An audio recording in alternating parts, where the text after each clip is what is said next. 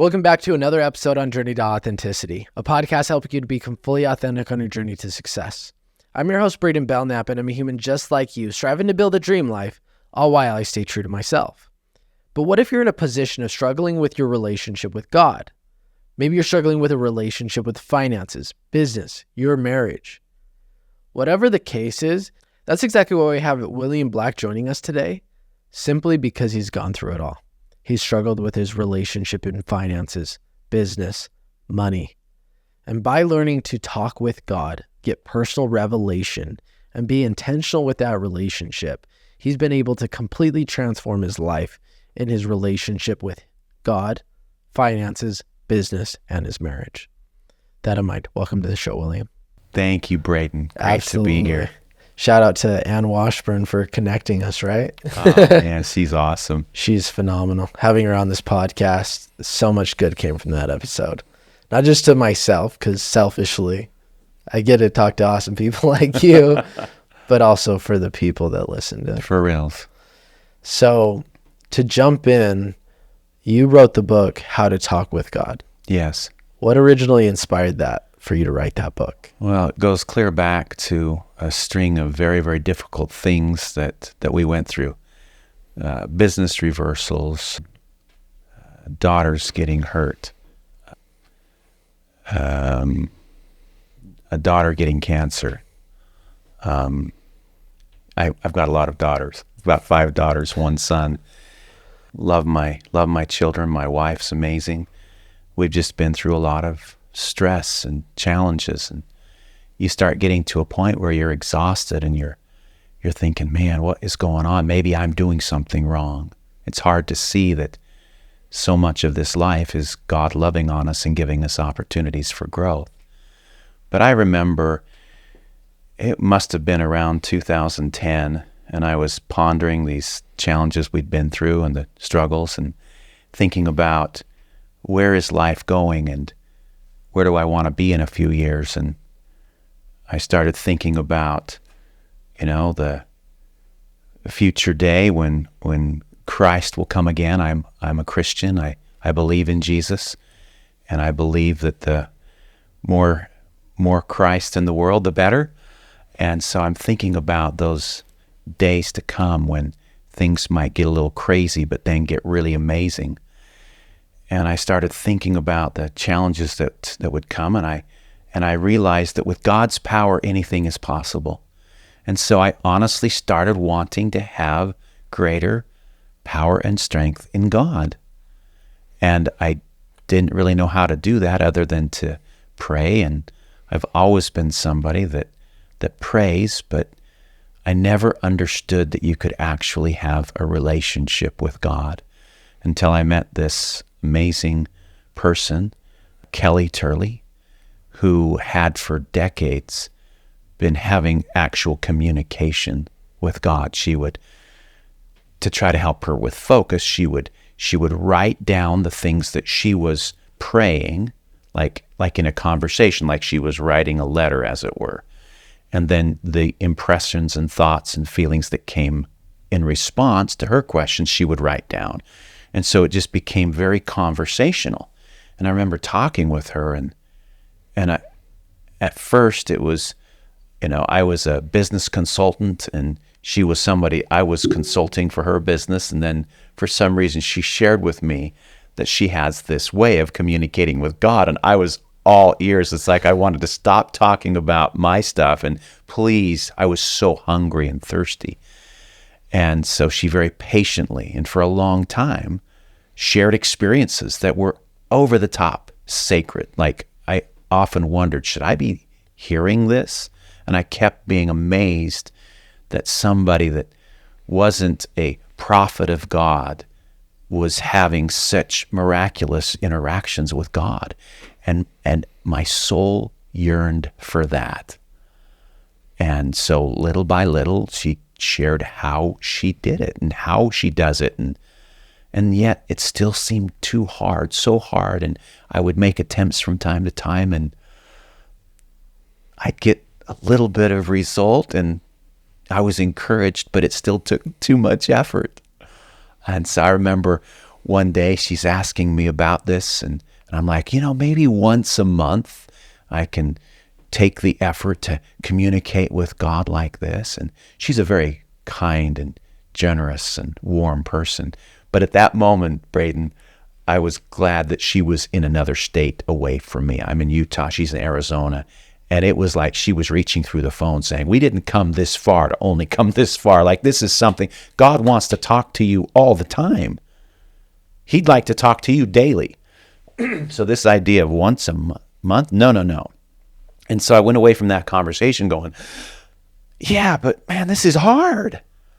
And then I remember in it must have been January 2000, let's call it 2014. I'm making an effort. And I just remember asking God some questions, and he said, listen, anything that happens in your day after we talk will be better. So you can come anytime you want, but it became pretty clear to me, like the sooner that happens, the better the day. Like if I come first thing in the morning, the whole day's better. If I come at noon, everything afternoon is better. You get the idea, right? Absolutely. And I just remember going, okay, so the very next day, I'm there at what I thought was an early time. I like to get up a lot earlier now, but I thought I was there early. I just went to my office earlier, and I just kind of did the best I could, and I asked for help, and I said, look, I've got this to-do list, and it's like 3 pages long, and I'd really like some help with it. And I'm not kidding, Braiden, in one day, that whole stale, you know what a stale to-do list is? It's like been hanging around for months, maybe years, like stuff not getting done. In one day, it all got done. And I'm calling my wife, not at 10 p.m., but at like 5:30 p.m. going, I can't believe what's happened. This is unbelievable. And I was just giddy because it just, like, for me, that was that tender mercy, that tender grace that was like, this is real. You can believe it. Come on. And God encouraged me in a way that, again, he loves each of us uniquely and knows exactly what we need, but that's what I needed. And from that moment on, I'm like, I can't afford not to talk with God. And not every day is rainbows and unicorns. There's growth and learning, and the struggle is part of what makes you who you're meant to be. But that was the moment, Braiden, when I made it a priority, and I did my best. Like, not perfect, but I did my best to just start making the effort to talk with God every day. And so in about May of 2015, I'm just in one of my, what I call prayer meetings, and minding my own business, as I call it. And God asked me to write a simple brochure, maybe a small book that could help people learn what I'd learned. And he asked me to do it in layman's terms. Nothing fancy, just simple words that anybody could understand. Use the scriptures, because he's inviting us into a relationship all through the scriptures. You just don't see it, or you just don't think that he's talking to you. And so that was the transformational time. That's why the book was written.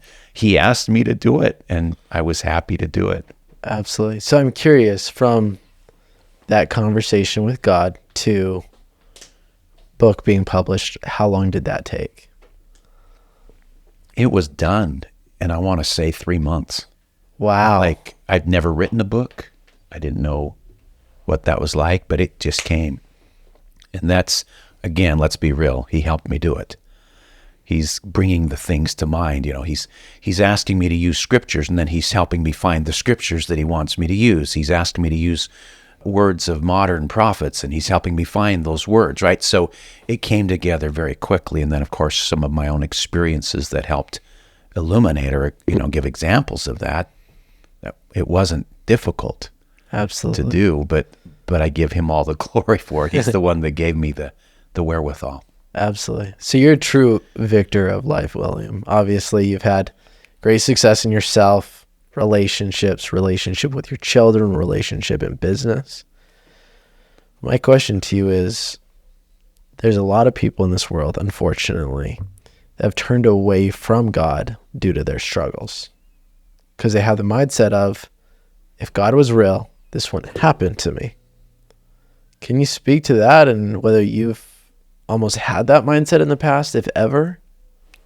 I definitely know what it's like to be frustrated, thinking that you're not being heard, not being listened to.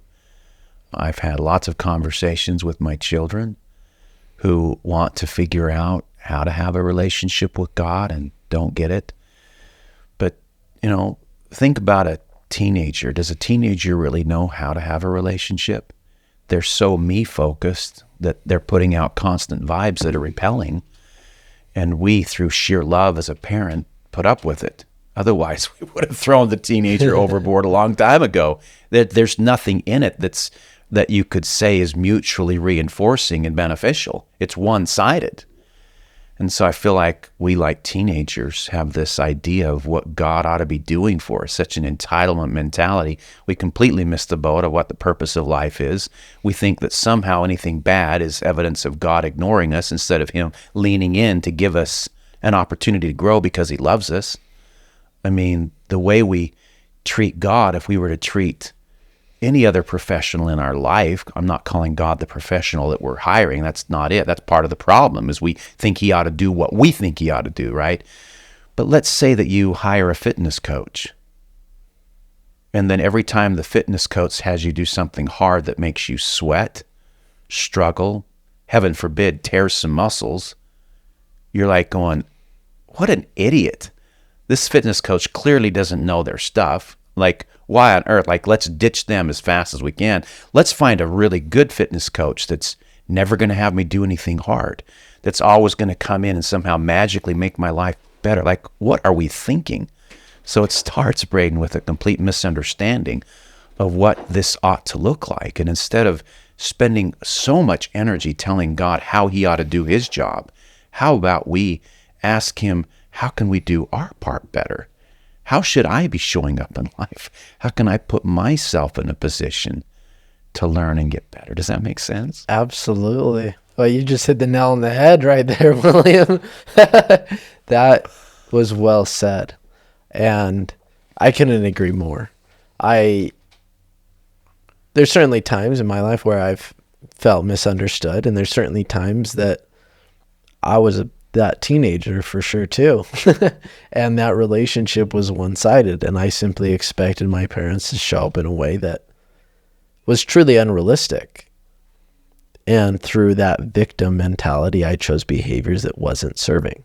Or if they had have shown up in the way you thought they should have, it would have hurt you, not helped you. Absolutely. Like, let's be real, if God showed up in the way that we, with our crazy sense of how things ought to be, if he showed up the way we demand, it would destroy us. And we just can't see that. No, because easy times make weak people. It's just the truth. And hard times will either make weaker people or stronger people. Because hard times, either you're going to turn to be a victim or a victor. Good times, you don't have to choose to be a victor or a victim, because you're always going to be a victor, because you feel like you're on top of the world. The hard times is when you see, are we a victor or are we a victim? Good relationships aren't built around the good times. They're built around the hard times. And that really shows you your strength of your relationship. I like that. And that goes to show the misunderstanding with God. Very similar. Marriage, relationship with God. The good times, anybody's going to be grateful to God. The hard times is when you're going to say, thank you, God, for everything you've given me. Can you give me the strength to overcome this? Can you help me? Can I lean on you? Or you're going to say, why me, God? It's just simply a choice. Oh, man. Well, and unfortunately even goes further than that, Braiden, because you see people that in good times just forget God entirely. They start thinking that it's by their own strength and power and wisdom that everything is happening. And they're forgetting the fact that the very oxygen they breathe is a gift and a grace from God. You know, I had a daughter who once just said, "Dad, I don't get it."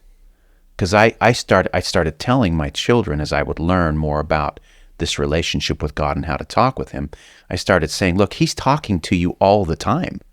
And they're looking at me like, what do you mean God's talking to me all the time? Like, no, he's constantly talking to you. He's telling you he loves you. He's telling you, he's encouraging you. He's sending constant messages and instruction and hope and all of this wonderful stuff. And they're like, well, I don't hear it. I'm like, okay, well, let's think about it like this. Think of a radio station. Like, how many radio stations are there? How many different channels are being broadcast at any one time on your device? Well, it's hundreds, if not thousands, right? And all the time, most of these stations are broadcasting 24/7. So why aren't you hearing them? Well, because you have to be tuned in to the channel that you want to listen to. If you want a certain type of music, you got to turn into that channel of music. If you want a certain kind of, talk radio, you've got to turn into that specific channel so that you can hear it. They were broadcasting whether you were tuned in or not. And I came to understand that it's no different with God. He never stops sending forth his messages, his love individually to us. And so I did a little exercise with my daughter where I had her put a blanket over my head. And then I had her ask me questions. And I was answering, but I was under the blanket and she couldn't hear me. And so that visual helped her understand that there was something blocking her from being able to hear me. So not just the example of a broadcast on a radio station, but an actual physical barrier was keeping her, even though I was expressing love to her, even though I was talking to her, she couldn't hear it. And that's usually what's going on, is we just need to remove the layers of distraction and barriers between us and what we really want to listen to. And here's the good news. You're already really good at finding out what you want. Like, if you want something these days, you seek for it, you can find it.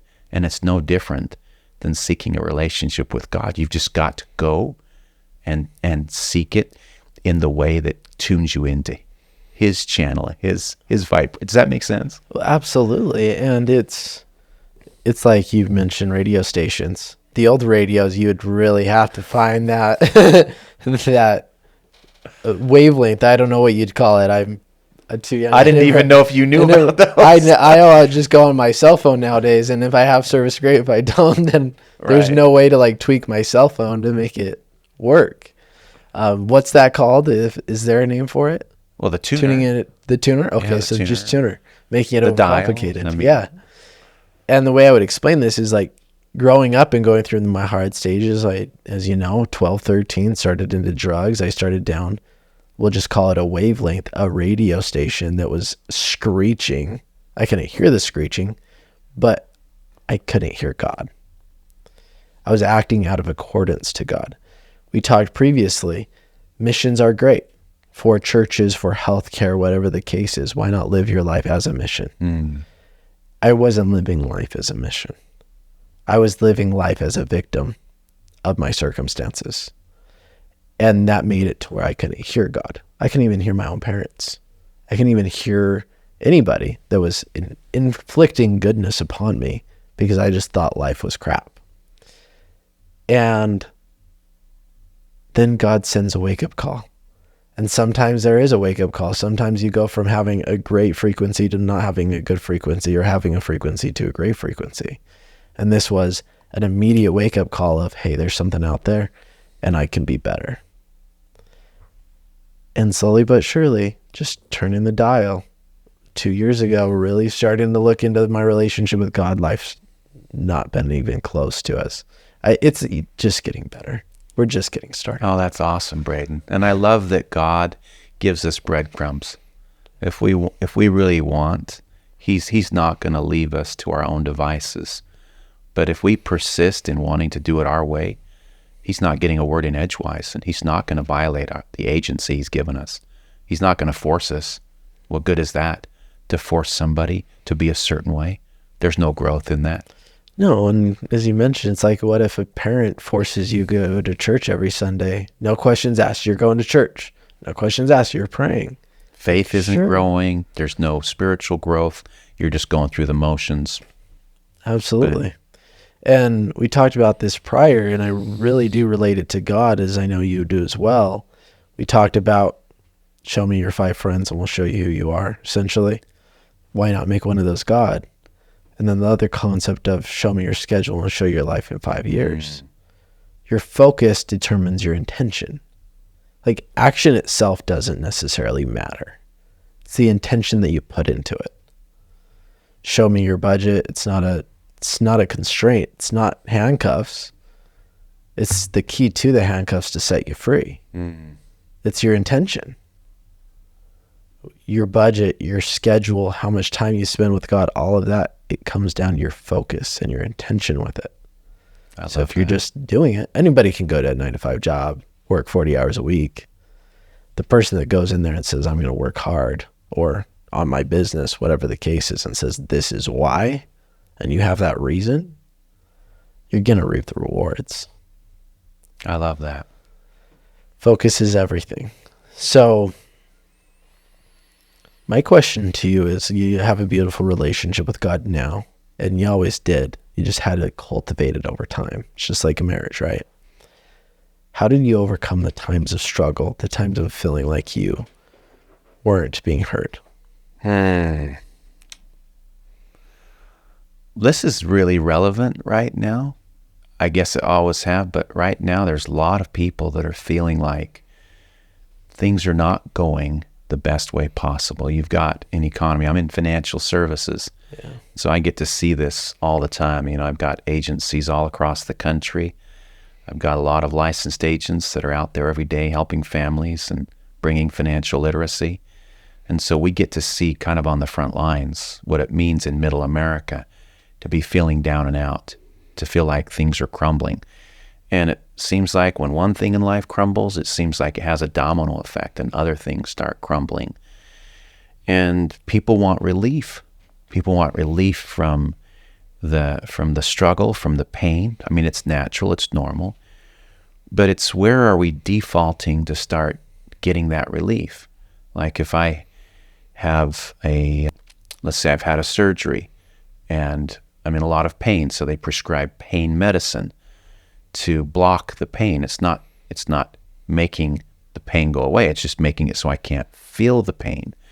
And I can get to the point where I don't want to feel pain, and so I just immediately go and block it. And that's not just with physical pain, that's with spiritual pain and spiritual lack and things that are of an emotional, mental. I mean, every possible thing, there's going to be pain if there's going to be growth. And so we get in the habit of every time something gets hard, we want relief.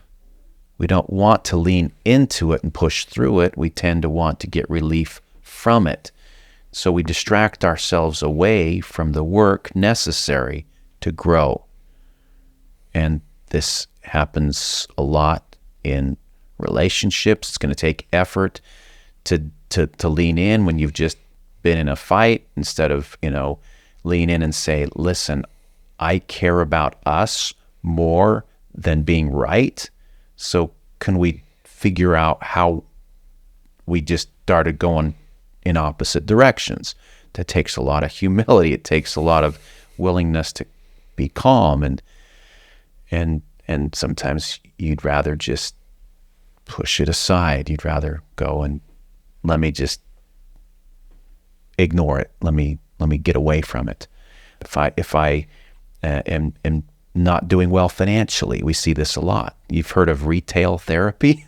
No. Like the very thing that I ought to be doing, which is being maybe careful and putting money aside. Now I need some help, and so I'm just going to spend.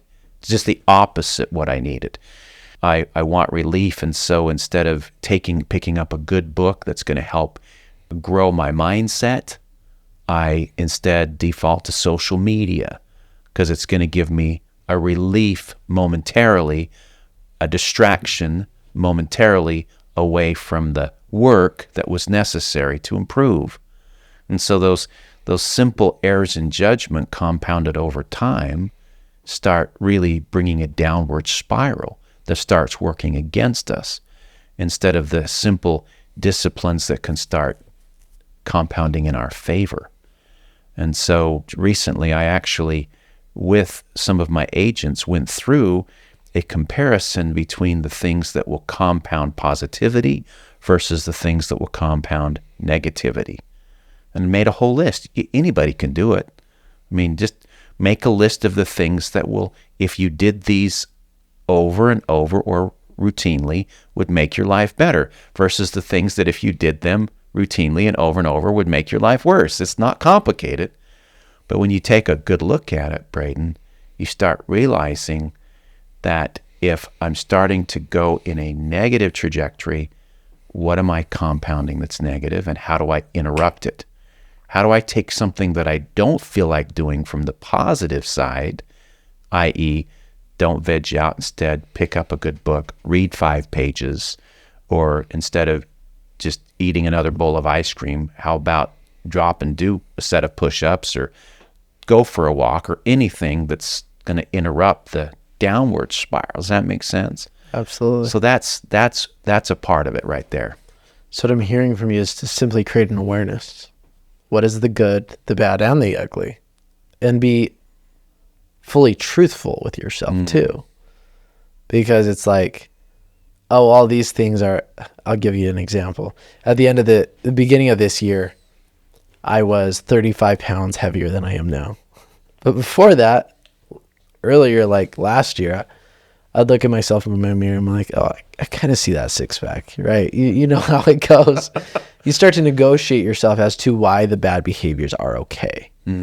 But the moment that you just say, you know what, these are the good, and this is what's not serving me, I would agree. It sounds like the first step, and what I would agree with, is awareness, because that's ultimately what will set you free. Is that fair to say? So that is fair to say. So awareness is a big one, because it can get you in a position where you're not in a state of just, well, lying to yourself and being okay with it. Yeah. Another thing that's important that can aid in that is when things break down, when things start not. So here's what I think should work. I would like to think that I can go and have my instant gratification lifestyle and get superior results. Well, instant gratification lifestyle does not lead to superior results. It's just the opposite. And so if me taking shortcuts always worked better, I would never have any incentive to re-examine and to become aware that that behavior's not serving me. And so I'm a big believer that one of the greatest blessings in life is when things don't work out. Because sometimes they don't work out because they aren't of the nature that put you in a position for something to work out and get the result that's better.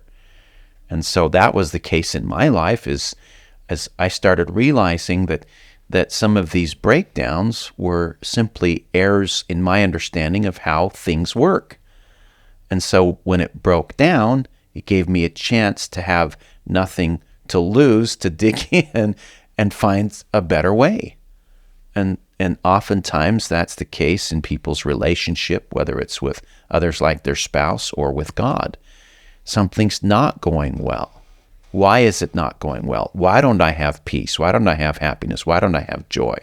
What am I doing that's delivering those results that I don't want, and understand that there's a way to change that behavior in a way that will deliver results that are conducive to peace, happiness, and joy. Does that make sense? Absolutely. And as we talk about this, the concept of, Tony Robbins calls it the 3 Ps that keep people stuck. One is, I'm going to say I'm wrong, but the concept's there. Pervasive, right? You mentioned it. When this thing's bad, that means my relationship with God's bad, my relationship with my wife's bad, my finances are bad, life's bad. You make it across one problem across your entire life. 2, you make it personal. If you're struggling with X, that means it's about you and you're bad. And then 3 is, it'll never go away. I forget what the exact P stand for, but if you make it personal, pervasive to where it causes problems amongst your entire life, and that it will be everlasting, the chances of you actually transforming it become little to nothing because it feels too big. So in the financial industry, as you know, that's my day-to-day job as well. Sometimes it can be personal for sure. Like, that's just the truth. I'm sure you know that. Sometimes it feels like finances make bad relationship with wife, bad relationship with kids, you name it. Right. But the one that I personally see more often than not is they feel like their bad financial situation will never change. And so the retail therapy, they're not as motivated to change it because they think it's going to be bad forever anyways. And so they've got to get something while they can, because if they, if they're not ever going to be able to turn it around, I want some relief now. I want some control now. I want some belief that I can have what I want now. Exactly. Oh, well, you've hit on a really important point here.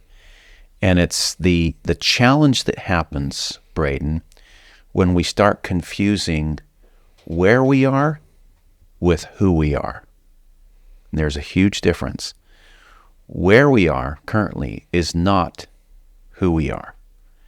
And first of all, separating those two very separate points helps us have relief that who I'm meant to be is possible, even though where I am today is not representative of that. And I see a lot of people that are getting stuck in bringing those two things into as if they were the same. So when somebody says, well, this can't change because my circumstances are this, that's an example of that. And so in order to break free from this, we first of all have to look deeper. Like, look back at that time when you were younger and you thought, I was meant to do something big. I was meant for greatness. And as a child, you're not putting any boundaries on it. I want to be an astronaut. I want to be the president. I want to be whatever, right? But there's in all of us this innate desire to rise up and be somebody and to do something. And then, of course, life starts happening. You start seeing evidence that suggests one way or the other that what you were wanting is maybe impractical, that maybe you can't have it. And those 3 P's that you're referring to start setting in and creating this effect as if they're putting a cage around you. And so what I've found has been super helpful is when I'm praying and I'm going to God and I'm seeking help, which I wish everybody would do, but I'm seeking for help. My relationship with God has done something profound because God is never confused about the difference between where I am and who I am. And he'll tell me things about myself that keep reminding me of who I really am. And when you're in the space of who you really are and you feel it, it gives you power and strength and faith to do things that you would never do if you felt like you just had to settle for where you are. I see this all the time now as I'm working with people, whether it's clients or whether it's working with agents in my agencies around the country. I want to inspire courage, confidence, and hope for them to really get present with who they really are. That'll have greater power than anything else. It'll start having them believe when they don't feel like believing. Keep trying when they don't feel like continuing to try. Keep pushing when they want to give up. So that's a huge piece, Braiden. Absolutely. You hit on 2 thoughts that come to mind there. One, I always say if you can become more, you can achieve more. You can't achieve more without becoming more. You see somebody win the lottery and I think statistics are within 5 years, they're just as poor, if not poorer. Yeah, usually worse off. They achieve more. They didn't become more. So as you become more, you'll achieve more. So to the point of where you are isn't who you are. You're right. Because as you become more, you're going to achieve more. Naturally. It's just law of the world, really. I love that. And furthermore, you want an identity that will continue to be so compelling that it will invite you to higher living, because you see it. You see that this is who I really am. And so in the becoming of who you really are, you're continually striving in healthy ways to not be held back by the present circumstances. And you learn to be patient with yourself. You learn to be kind to yourself in the process. You start getting ornery and hard to live with when you lose hope, when you lose sight of who you are meant to be, and you're cranky all the time because you think the where you are is who you are. And, well, I'm just going to have to live with that, and everybody's going to have to deal with that. Well, no, that's nonsense. And so when you separate those two, it gives you the space to grow and become, and it's wonderful. I've always been this way. That's how relationships are. Yeah, it's those statements that are permanent that hold you back because it's what you identify with. I mean, as you know, you talk to the point of when you grow up, or when you're born, you feel like you can be the astronaut, the president, the artist, whatever the case is. And then you grow up and you're told who to be and what to do. Whether that's a strong message from a parent, society, church, whatever the case is, or if it's just a messaging from society as a whole, right? That timeline, by 25, you need to be married. By 30, you need to have 2 kids. The white picket fence, like there's timelines. The catch is that you lose yourself. Everybody's an amazing person. But the difference between extraordinary and ordinary is just the choice. And to lean on God, to trust him. And my point to this, as I'm kind of rambling, is the simple point is that life is long. People believe life is short. If God gifted us to live forever, like an eternity here in this physical world, there'd be 2 different people. The people that see the fact that they're going to live forever so that they can accomplish anything that they want. And the people that have the mindset, well, I'm going to live forever, so what's the point? Wow. The problem is that we may not live forever, but there's still the same mindset in the world. And when you operate out of the, I can truly accomplish anything, you give yourself permission to not quit. That's fantastic. When you don't quit, it doesn't become a if I will succeed, it becomes a when. Oh, I love that. Well, you've just decoupled the where I am from who I am. Absolutely. I love that. Well, so you see all of these things play out in myriad ways. One of the most common things that we all share, besides the fact that I believe we're all children of God, in this world we all need money. So it's an interesting thing that kind of brings us together universally. Money is something that everybody needs. And so you see here that it's a lightning rod for a lot of the kinds of mindset things that we've been talking about.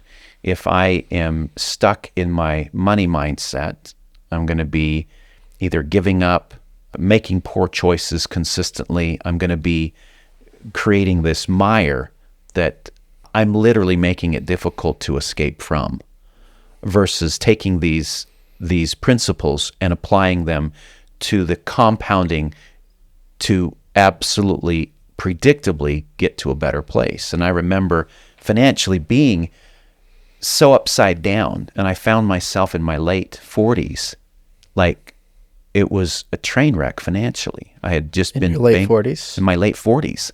Wow. And here I was, only a couple years away from being bankrupt, and I'm now feeling this calling to start working in the financial services arena. And I'm thinking, who am I? Who am I to enter into that space when clearly I am just the opposite example of it all? And it was really difficult with the noise of all my problems and all the reasons why I was not best positioned to be helping people. It was a challenge showing up and having the confidence to actually dig into that space. But, Ed Milet talks about this. He says the person you used to be is the person that you're best suited to help now. And so I didn't understand that concept at the time, but I found that people were resonating with me because in meeting with them, I knew what it was like to go through what they were going through. And for some reason, that gave them extra courage that if somehow I could find my way out of the mess, maybe they could too. If I could be, that broke, that late in life, maybe they didn't have to think that they had to throw in the towel. Because let's face it, most people in their 40s, 50s, and 60s these days are not in a position where they're financially free. No. And so I became kind of this, I don't want to call myself the poster child for hope, but it was kind of like, man, this guy was so messed up, and he found a way, maybe I can too. And there was nothing special or magical about my approach. I just started learning principles that actually are capable of changing where you are financially. I started learning that there's wealth principles like growth and management of keeping your money safe and what you do tax-wise. I found that there were things that I had never been taught. And so I was operating from a money blueprint, something that wasn't capable of building what I'd always hoped. So by just becoming financially literate, started changing, first with awareness and then giving me a roadmap to start improving. And I chose to do the work. I chose to do the daily efforts that would start making it possible for me to pull out. And it never happened fast enough. It was always, why is this taking so long? But you just keep going. And I remember I didn't want anybody to know my story because I was afraid of my brokenness. And so I would find stories of people that were successful, and I would repeat those stories, and I would tell people, hey, here's what's possible. And I didn't realize at the time that those stories probably weren't doing much for the person I was talking to, but they were helping me. They were giving me hope by repeating over and over and over things that were possible that actually, now I think about it, were more in tune with who I'm meant to be. I was giving myself that pathway, that trajectory that said, come on, you can do it. Let's go. And this is something that I think about all the time now, is how can we lean in, not because we've got it figured out, but because we've been through hard stuff and we can help others now. Grab them by the hand and say, come on, it's not too late. You can do it. Absolutely. And to that point, you separated. The moment that you have a vision, you separate where you are with who you are. Because the moment you give yourself a vision, you recognize like, oh, I'm actually capable of this, which means I can become more to achieve more, right? Yes. So the moment that you establish, what I heard from you is you were broken per se. And the truth of the matter is we're all beautifully broken in our own ways still to this point, right? But broken crowns can be melted down and turned into unicorns and bears and all the fun things. Broken crayons, color too. I learned that message from Nathan Harmon. I would encourage anybody to go listen to that YouTube video. He's a Christian speaker and is amazing. I think you would really love his message, by the way. Fantastic. I'll shoot at his stuff. Okay, thank you. He's one of my favorite speakers, and we won't make this podcast about him, but I love him. I'd love to have him on the podcast someday.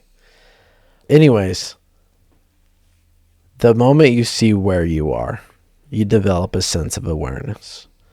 Whether you're in a good place and just want to become in a better place, or whether you're in a not so great place and you want to just get to a good place, the moment where you see where you are and you set a vision, and then we'll bring back to the people in the schedule, when you start to get around the people that are along the same journey or are already there, and then you develop your schedule and your habits to get you there. Again, it's not a if you will succeed, it's a when. Through this coaching journey, I thought there are certain things that I would have had a lot of more success in a lot quicker. The only way to know that I won't succeed, even if it takes another 2 years or even 10 years for that matter, is to quit. What you've just laid out, Braiden, sounds almost too good to be true. And I use those words on purpose because I often get those people often say, this is too good to be true, William, what you're telling me. And it's not too good to be true. It's too good to be cheap. It's too good to be something you can just be casual about. And so I think that sometimes people hear things and they want to believe that they don't want to see the price that needs to be paid. They want to see, oh, it's just the result. You're talking about something that's easy for me to go, man, that sounds amazing. That sounds wonderful. Yes, it does. So the real thing here is that everything that you just laid out, from the people that you spend the time with, to what you put on your calendar, to the efforts that you're making in between to become a better version of you, all of those things take effort. And in the moment of choice, you always have the choice between something that takes effort and something that doesn't. I call it the remote control quandary. At any time, I can pick up the remote control and I can turn on an endless flow of anything I want to distract me into oblivion. I can escape the pain of not wanting to think about having to go back to work tomorrow. I can distract myself away from the fact that I can't pay my bills right now. I mean, anything I want, I can find by clicking that control. And so what I tell people when they're in that moment of choice, or when they're saying, how can I become better? It just seems like it's too hard. No, it's not too hard. You just have to beat the remote. You just have to come up with reasons stronger than your reasons for clicking the remote. Because it's not the absence of wanting to escape the pain. It's not the absence of wanting to be entertained. It's just that, can I have a reason to do something even better in this moment? In this moment, I just have to beat the remote in this moment, and now I can have claim to something better, because that next step that's positive, that's not going to drain me of life, is going to actually start compounding me towards everything you just said. Because what you painted, Braiden, is a predictable path to success.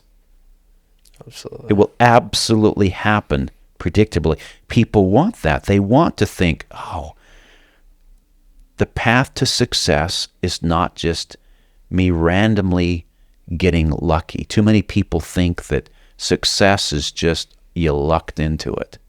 And nothing could be further from the truth. There's an actual recipe that you alluded to, that if I'm willing to do the simple disciplines, it's like a mentor of mine told me once. He goes, William, success is simple, but it's not easy because it's so simple. I had to work with that one for a while, right? So success is simple, but it's not easy because it's so simple. Anything that's easy to do is easy not to do. And that's the gotcha. Forgot who I heard it from, but it's going to be in a sense a question. You know how to keep a man poor? How? Put how to get rich in a book. All the information's out there. Oh, wow. It really is simple. It's just not, takes effort. How to have a good relationship. Plenty of books out there. Great ones too, by the way. Communication. People struggle with communication. They complain about it. Go read a book about it. There's a lot of good ones out there. Well, that's the case that Darren Hardy makes in The Compound Effect. He's like, it's just, these aren't complicated things. It's just that because they're so simple, I don't have to start today. I can start tomorrow. Exactly. I don't have to forego this dessert today. I can start tomorrow in, lessening my sugar intake. I don't have to, be careful with, my budget today. It's not going to kill me today. And that simple error in judgment compounded over time makes or breaks you. So what are the simple things that don't matter today that lead me to the success I want? What can I do today? Because not that it matters today, but because I see that compounded over time, it's going to make the difference. It goes, compounding is the compound effect investments, finances, $100 saved every month over 25 years becomes thousands and thousands of dollars. That's it. Same thing with relationships. It's not the one time you communicate with your wife a day. It's the many times you pass by your wife every day. The compound effect is tied to everything, as you mentioned. It is. And one of the things that makes it harder in the moment is you don't get the reward in the moment. And if you're all about the instant gratification, in fact, I've seen relationships where the one makes an effort to change the routine, and they say something positive, and that positive gets rejected. They're like, well, see, it doesn't matter. Well, no, it's because what were you doing the 365 days prior to the day when you tried to sneak in a positive word? For the last 365 days, you've been saying something negative. One day is going to turn there. I don't think so. So Absolutely. Don't worry about the response today. Do it today. Do it tomorrow. It may take a while. I remember another of my mentors saying, you can buy your spouse's support with cash. I remember laughing and going, what the heck does that mean? Well, in a relationship, if you're saying, I'm going to go out and I'm going to do something great, and you routinely never do it, you're betraying the trust of the one closest to you. They just want to see you actually go out and do what you say you're going to do, right? And so go out and make it happen. But in everything, like you said, that $5 saved today, it's not going to matter today. And so what's the point? Well, the point is $5 today and $5 tomorrow, and then start increasing a little bit in every single aspect. It starts turning the tide. And if you aren't willing to go through a little bit of pushback, when you start trying to change your stripes, as it were, because your people aren't going to believe you at first because they're used to something else showing up in their life. Absolutely. So you start changing it. You've got to understand this is not going to be an overnight thing. It's going to take time. It's a process, and it's a choice. The devil's always going to be here. Devil's not going away. God's always going to be here. He's definitely not going away. You're always going to be here. You're not going away. So who are you going to choose to listen to? Are you really going to make your problems personal? To be honest, you grew up, some people grew up in a great family, some people not so great family. Is that really about you? Like, let's be honest. No, you were born into a family that was poor, or they had a poor mindset, whatever the case was. Why is that about you? Oh, your family didn't have great friends, so why does that mean you can't have good friends? Your family didn't have a schedule that set them up for success in the future, or a budget, or whatever the case was. Why can't you? Even if you're hearing this message, late 40s, 60s, you still got a long life ahead of you. Oh, yeah. Why not make it? Maybe you have to sacrifice for 1 to 10 years. Maybe it comes quick. Maybe it comes after 10 years.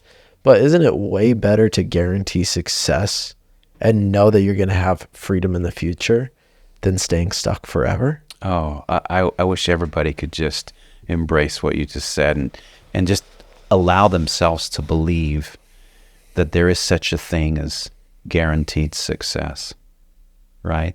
Because as soon as you let your mind take hold of that and start believing that, you'll start seeking out the answers, like listening to your podcast and listening to these amazing people that you have sharing the processes that make that guarantee a reality.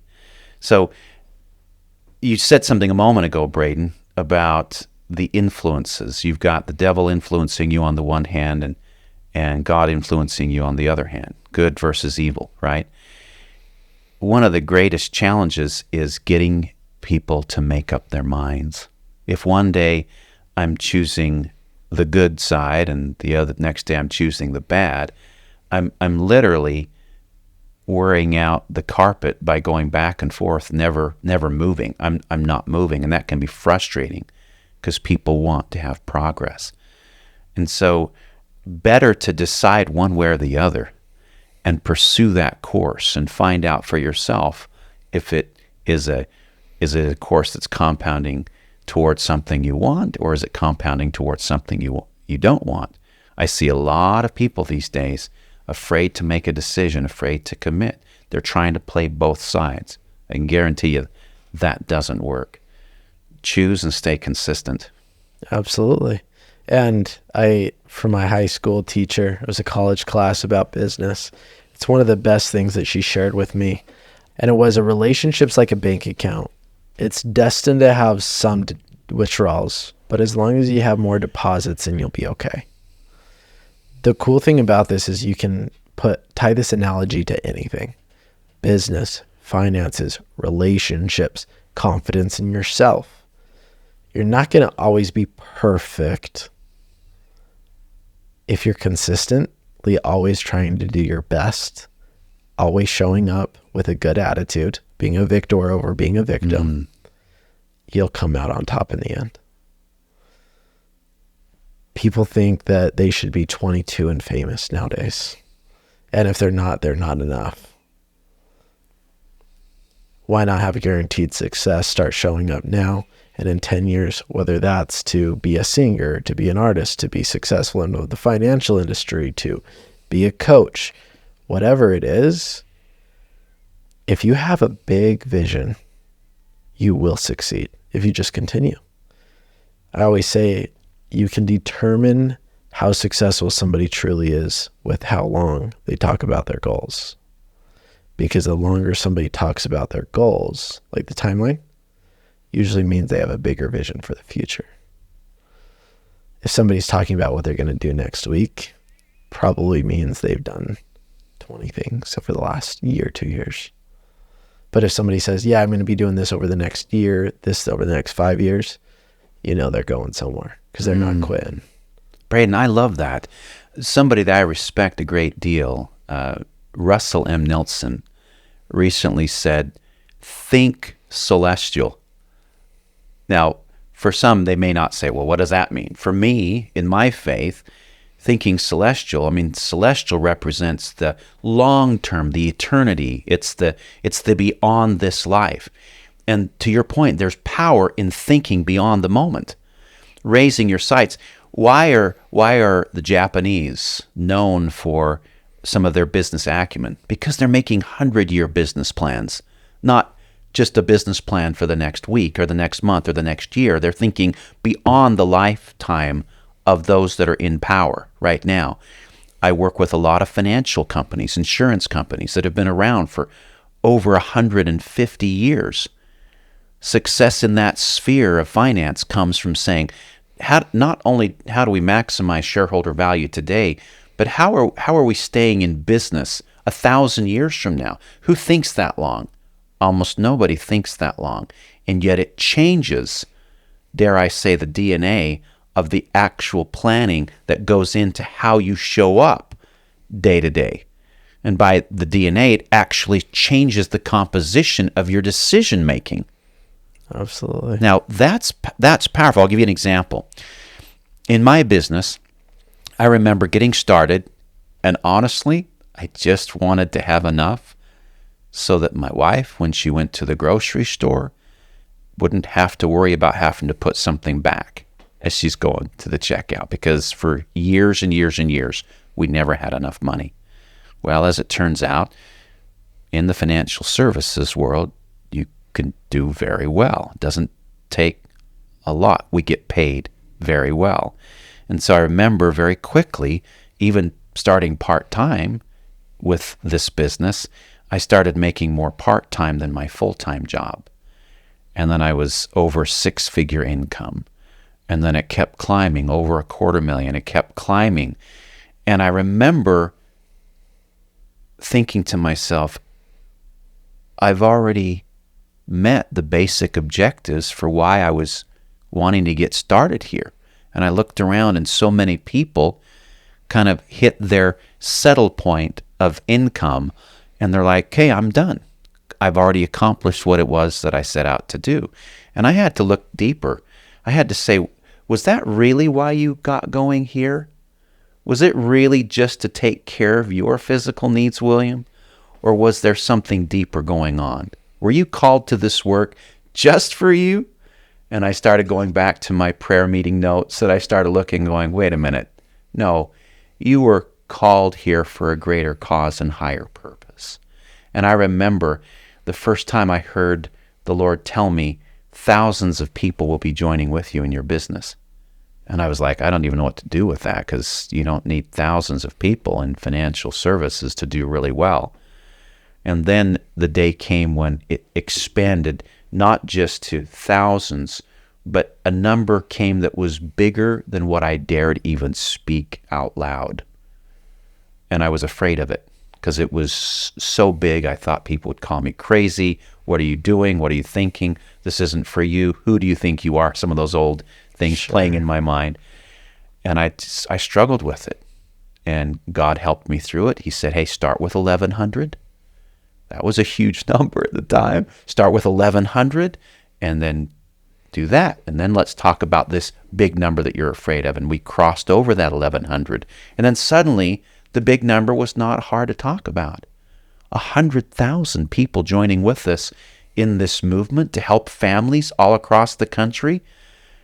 I started realizing that without 100,000, how can we accomplish the mission and purpose? Suddenly, having that bigger vision, that expansion that was speaking beyond the moment of taking care of my physical needs and my wife and my family's physical needs, every decision now that we're making is built on that, not the short-term thinking that is here today, gone tomorrow, that has people tapping out, settling far sooner than what they're capable of, and causing them to not become who they're really meant to be. And now everything's starting to align. That where I am has no power over me. I'm so filled with this vision and enthusiasm for what's supposed to be. And I've bought into that. I'm helping others in the process become who they're meant to be as I help them discover their greater causes and higher purposes. And it just keeps compounding. That's what I get excited about and want people to experience, Braiden. Absolutely. So, wow, I could talk to you for so long, William. This has been a great podcast. I have a couple of quick hitter questions before we bring this to an end. First one is, obviously, if you want to learn how to talk with God, go get your book to anybody listening out here. But what are a couple of tips you could lead with for anybody getting started to build their relationship with God so they can find success in self, in finance, in relationships? How can they start to talk with God and build that relationship? I would say the first thing, Braiden, is please hear me. Please hear me. Any listener right now, just hear this one. Forget everything else from the podcast if you want, but hear this one thing. What you want to do. Sorry. What was that? No idea where that came from. That was weird. Sorry. Go on. Okay, I'll keep going. So the one thing I would say is to all of our listeners today is please believe that God wants to talk with you. He wants to have a relationship with you. Now, this part may be a little hard to believe, but He wants to have a relationship with you more than you want to have a relationship with Him.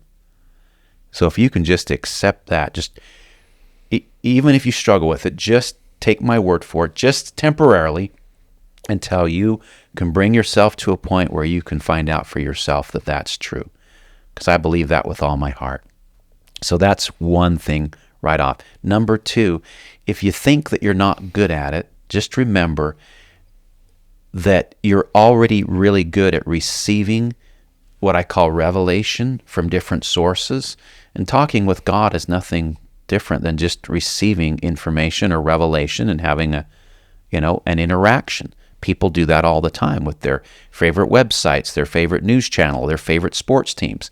We are already accustomed to engaging in and having a communicative, revelatory type engagement with stuff and with things and with people already. So this isn't necessarily a new skill set. It's just switching gears and saying, I'd like to use this in pursuit of a specific relationship with God. I love that. That's powerful. And what is your definition of an authentic life? True to who you really are. Not the labels that have been put on you by others. we are probably the ones most prone to put labels on ourselves. When we think about it, oftentimes we think that others are putting those labels on. No, we put the labels on ourselves based upon our perception of what's around us. So having a truly authentic life is finding out who you really are and being true to that. That's powerful. And last question is, if you had one last thing that you could leave with the audience today, what would that be? Take hope. It's not too late. What you've done hasn't put you in a position where you can't recover or move forward.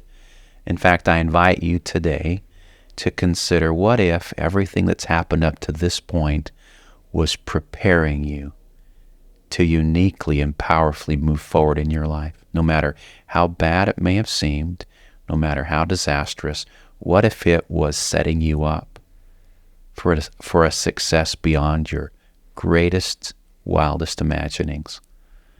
And that, my friends, I believe is the closest to the reality of anything else, is you really are being set up for success. That's the truth. And I guess the last thing I'll leave you guys with is to add to that, none of your life, whether you're 20, 30, 40, 50, 60, 70, even 90, nothing's been a waste in your life. The mistakes, the sins, the good, the successes, it's all set you up. Don't leave anything behind. Amen. If you want to go start a business, that's great. That doesn't mean your career has been a waste of time. Take those skills, those assets that you've cultivated, take it with you. Nothing is a waste of time. Couldn't agree more. Well, with that in mind, how can I and my audience be supporting you, William?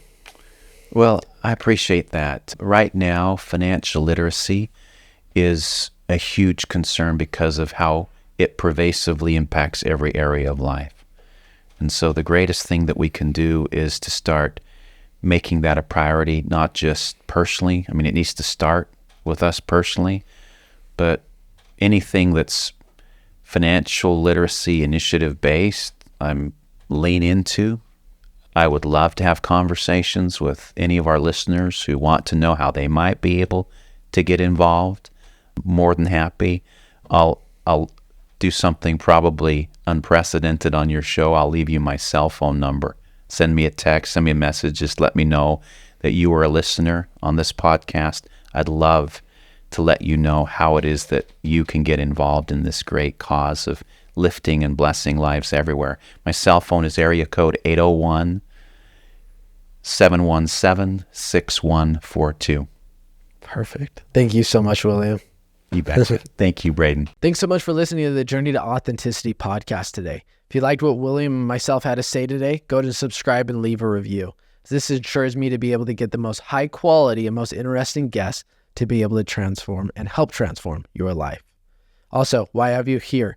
If you have a group of 5 or more individuals, whether that's a company, a group, an event, and you want a speaker to come in, not just with a motivated message, but with transformational steps to take to help transform your audience's life, I'd love to be there. Go to braidenbelnap.com or the link below. Thanks.